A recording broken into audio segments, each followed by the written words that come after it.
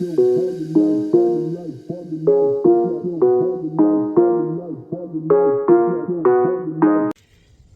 YouTube, it's Gina.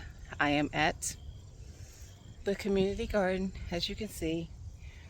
So I've been out here doing some cleanup and prepping for the winter, and I just figured I'd show you guys what I have done. I am tired. I'm about to I look a mess. Y'all, gardening is work. By now y'all have seen the video I dropped about gardening being work. Like, don't think you just gonna drop some seeds and get food. You do have to do some work. Anyway, let me show y'all what I've done. Alright, so I have pulled up the landscape covering on this side. So just for perspective, that's where the watermelon were, and down to the okra. And then in the middle, I had peppers and tomatoes. And then over that side, I didn't have anything. So I pulled up the tarp, laid down, because there was all the weeds had died back, laid down some wood chips they provide for us at the garden, from the trees that they cut down. So I mean at the park for the community garden. So yesterday I came out and tilled this up, and I put in some collard and kale and garlic. So that's what's in this little section that looks tilled up, just right here. And then that's just wood chipped over. By now you've seen what I have going on here. As you can see, they're still growing, getting big. The cabbages, I harvested some kale. They're doing great. So the kale and the broccoli is doing good too. I don't see any broccoli heads, but the plants themselves are growing up pretty nicely. These are cabbages down here. This one is the one I covered last, so they did get a little bit of bug damage before they got covered, but they look like they're going to be okay. This is broccoli in this area, and they're doing good. Broccoli over there, those are broccoli. If it focus, those are broccoli.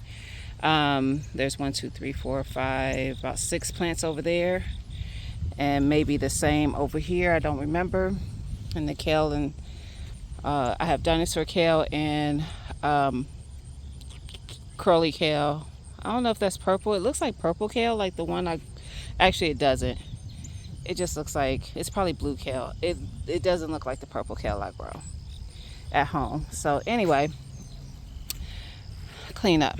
So as you can see, I pulled up all of the vines and stuff from the watermelon and the cantaloupe and honeydew and squash and whatever else was growing in this row. The only thing I haven't pulled up are those okra plants, because y'all saw they big.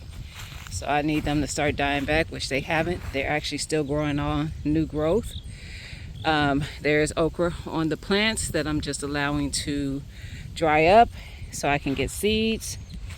So yeah, and then this is some more of the wood chips that I brought over here from a big pile that's all the way on the other side of the garden spaces. So my thought is that I will probably pull up the side where I had the squash, the watermelon and stuff, the landscape cover, and put down wood chips there too, and then leave the middle part with the landscape cover, and maybe still plant stuff there. My peppers did amazing in this space. I have a few dinosaur kale here now for fall. They're doing okay. Of course, they're getting a little bit of bug penetration, but not horribly. And then I had some jalapenos there.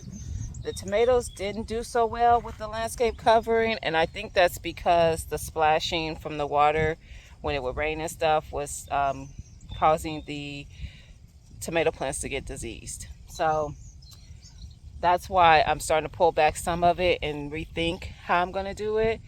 Yesterday when I was out here, today is Sunday, the 6th or something.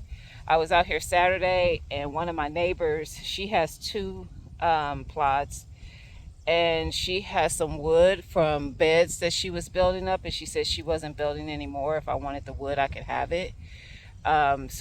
Though she did hers with the concrete cinder blocks that you can build your beds with.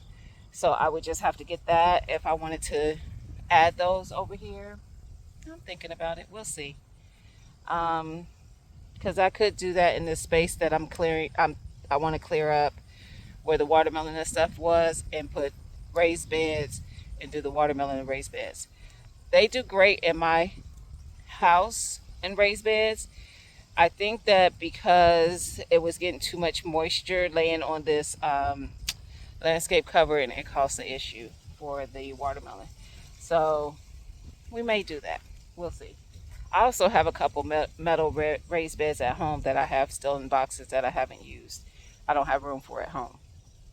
So we'll see. But yeah, still growing peppers. These pepper plants are still putting on. I came out and harvested a bunch yesterday. They still have a bunch on them, both the jalapeno and the bells. So I'll come over and let y'all kind of get a look at that. But they're still loaded with peppers.